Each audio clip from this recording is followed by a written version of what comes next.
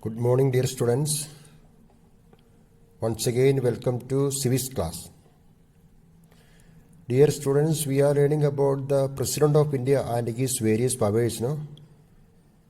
So, in this video, we will learn about Vice President of India and his powers. About the President, we have already learned, no? So, the election of the President, his functions, means powers of the President of India, like executive, legislative, discretionary, and finally we have learned about the emergency powers of the President of India. It means President of India can exercise these powers. And we have learned one of the most important point that the President of India can declare or announce emergencies in the country under various circumstances. So please remember, when the President of India can proclaim a state of national emergency in the country, or when he can impose his rule in a state, and third, when he can declare financial emergency in the country. In order to proclaim or announce these emergencies, so please remember, circumstances are essential, conditions are essential. So please remember all these points. Okay. And now it is about the Vice President of India. So we have a Vice President according to Article 63 of the Constitution, or Article 63 explains that there shall be a Vice President of India. So we will learn, in this video we will learn about the election of the Vice President of India, his term of office, and various powers of the Vice President of India. Okay. So first of all, we will learn about the qualifications. In order to stand as a candidate in this election, a person must possess the following qualifications. One is, a person shall be eligible for election as Vice President if he is a citizen of India, first one. Then second one, has completed the age of 35 years on. He has to complete the age of 35, minimum age. And then he is qualified for election as a member of the Council of State.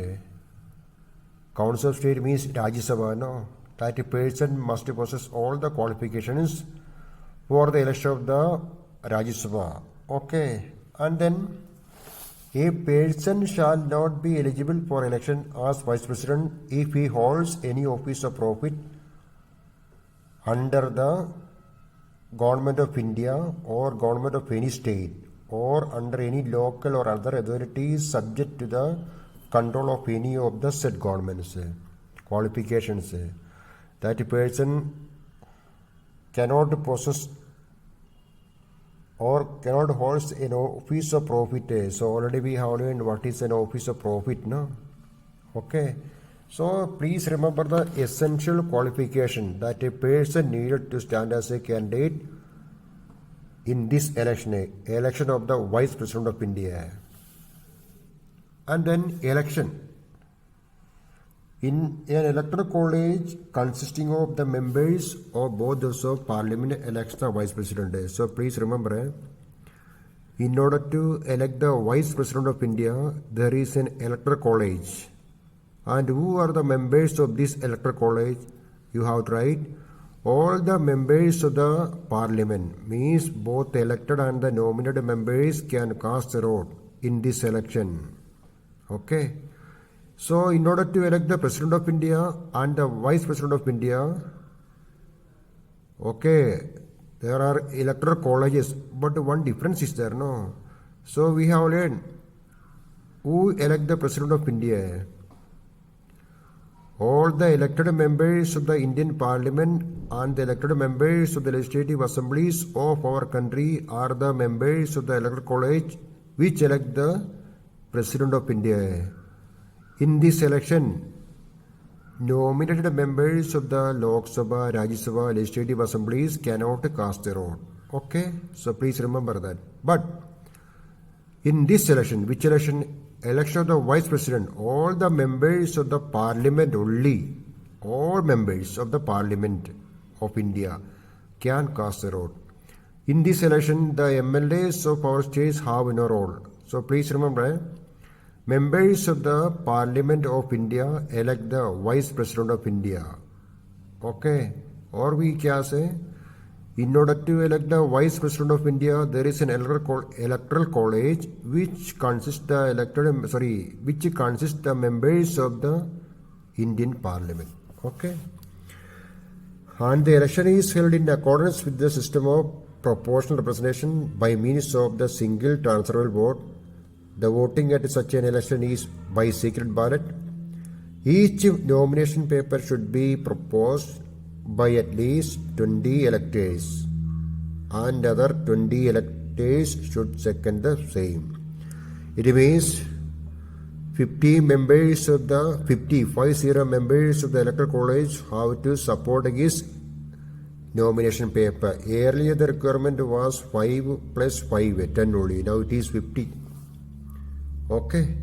And the term of office. Before entering upon his office, the Vice President takes an oath before the President. Okay. President will administer the oath-taking ceremony of the Vice President. And his term of office, the Vice President shall hold office for a term of 5 years from the date on which he enters upon his office. He may, by writing, attest to the President resign his office. Such a resignation will be communicated by the President to the Speaker of the Lok Sabha. Okay. He may, for the violation of the Constitution, be removed from the office by the process of impeachment.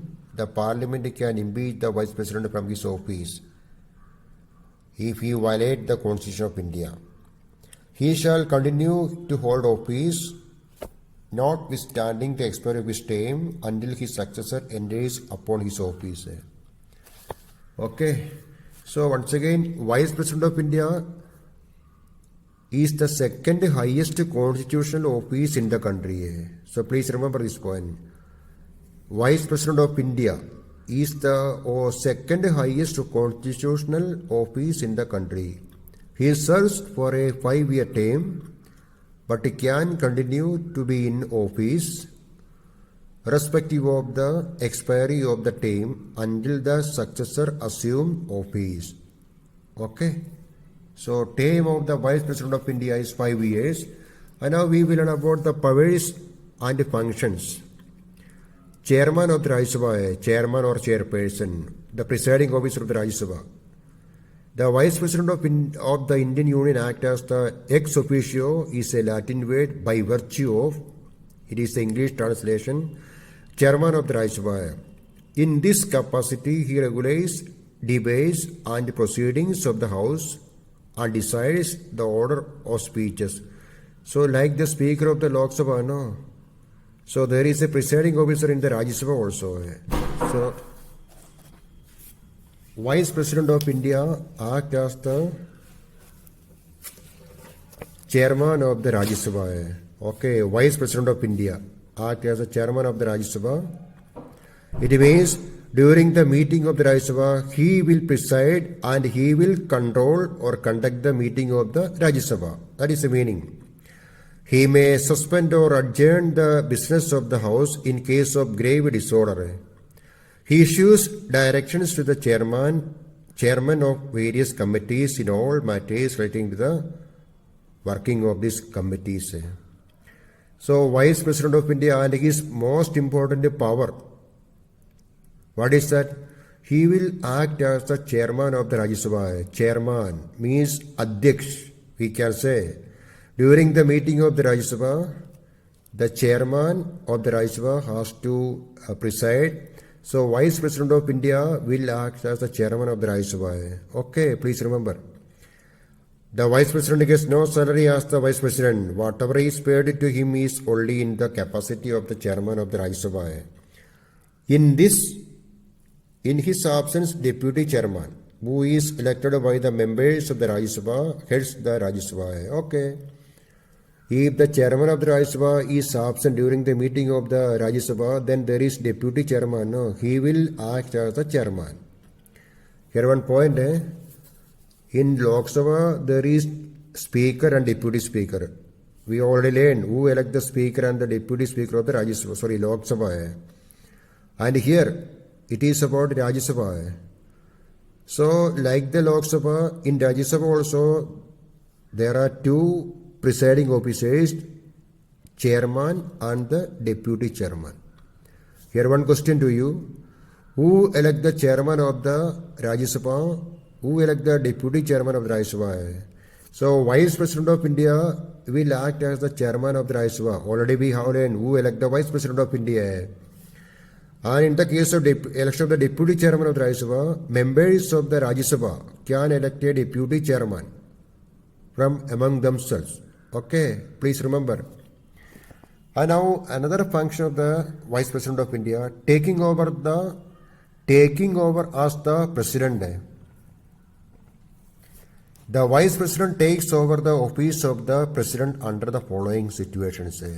Sometimes the Vice President will act as the President under the following situations: death of the President, resignation of the President, removal of the President, or when the President is unable to discharge his functions owing to absence, illness, or any other cause. During this time, the Vice President will act as the President of India. Then there is a vacancy of the office of the Vice President. No. So regarding this, please listen this. The Constitution is silent on who performs the duties of the Vice President.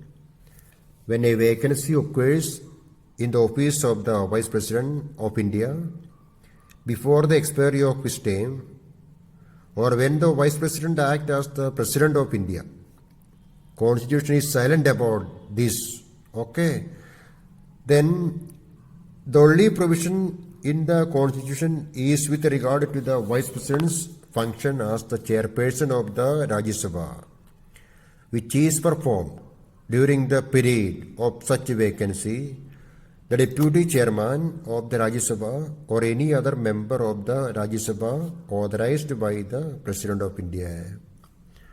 Constitution is silent on who perform the duties of the Vice President when a vacancy occurs in the office of the Vice President of India before the expiry of his term, or when the Vice President acts as the President of India.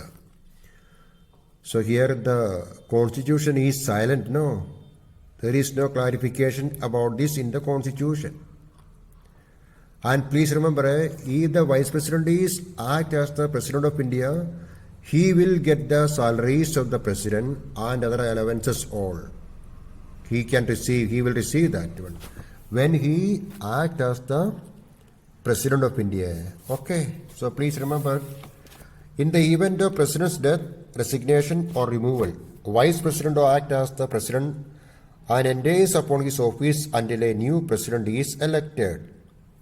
Okay, so this is in the Constitution. Vice President of India can act as the President if the office of President is fall vacant due to some reasons. Already we have learned the reason: death of the President.